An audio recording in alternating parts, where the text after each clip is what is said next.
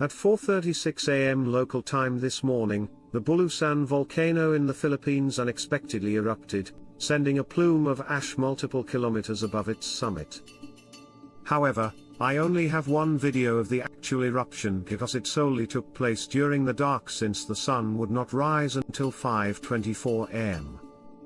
However, from this collection of images we can see that an unusually lengthy pyroclastic flow was generated, at least for this volcano, hence the degassing seen from Bulusan's southwestern edifice after the 24-minute-long eruption ended.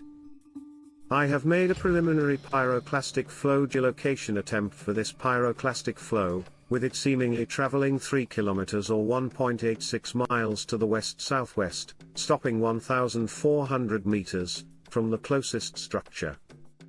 Ash from the eruption ashfall extent rose into a 6,096 meter or 20,000 foot high plume, which subsequently drifted to the west and west-northwest, causing a trace to 1 millimeter thick of ash to fall on select towns within a 25-kilometer radius. As a result, Bulusan's alert level was raised from 0 to 1 on its 0 to 5 scale. What had just occurred was Bulusan's first eruption since June 2022, and since it did not erupt any lava, it was purely phreatic. Phreatic eruptions are a very common type of volcanic eruption which either occur during the early stages of a larger magmatic eruption, or, as is most likely the case with Bulusan's eruption, represents an isolated event or series of events. They are caused by the interaction of underlying magma which lies underneath the volcano with phreatic eruption regional groundwater. This magma generates large quantities of heat which is transferred upwards and outwards to surrounding rock. Some of this rock subsequently heats ever-present groundwater, flashing it to steam, and since steam takes up about 1,600 times the volume of the water it once was, this causes an immense amount of pressure to build.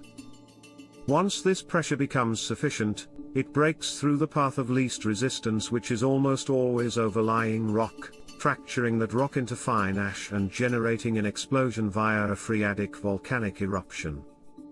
Phreatic eruptions are thus one of the hardest volcanic eruptions to predict, as they can theoretically occur at any volcano with an active hydrothermal system, and magma at depth with little or no warning, as was the case with Bulusan. Almost all of Bulusan's eruptions are phreatic, and half of these since 2015 have only involved a single brief explosion. The rest involved multiple explosions that occurred across time spans of a week to 6 months, meaning that one of these outcomes will probably occur at Bulusan, but we do not know which one. Thus, a 4-kilometer exclusion zone exists in all directions around Bulusan's summit, and an additional 2-kilometer expanded exclusion zone, in other words going from 4 to 6 kilometers away, exists to the southeast. While that latter zone can be entered, PHRatic advises vigilance, since it is at higher risk of being affected by volcanic hazards than other sectors. PHRatic also recommends wearing an anti-particulate mask until the ash on the ground clears, as very fine particles, if they get in your lungs, are bad for your health, including an increased risk of lung cancer. While today's eruption column was higher than several other recent eruptions from the same volcano, it seemingly deposited less ash than prior events.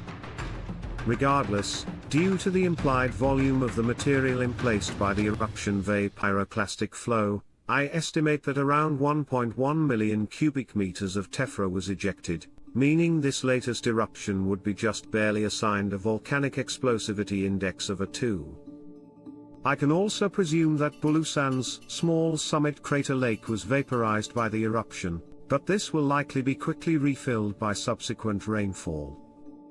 Irisin Caldera. For my non-Filipino viewers, you might be wondering why around 70,000 people live in close proximity to what is the nation's third most historically active volcano. While there are a number of reasons, one key component is the very good farmland. The soil is very nutrient-rich from Bulusan's frequent small volume eruptions, but there is also a hidden component. You see that giant suspiciously flat area to the southwest of Bulusan? That actually represents the floor of an ancient 12-kilometer wide caldera that formed in an eruption about half as large as Tambora's 1815 eruption, albeit 41,404 years ago. That eruption emplaced dozens of meters thick of nutrient-rich material which will provide great soil for farmland for many subsequent tens of thousands of years. As a final note, I would like to thank my new YouTube channel member Elijah Govardune for supporting my work.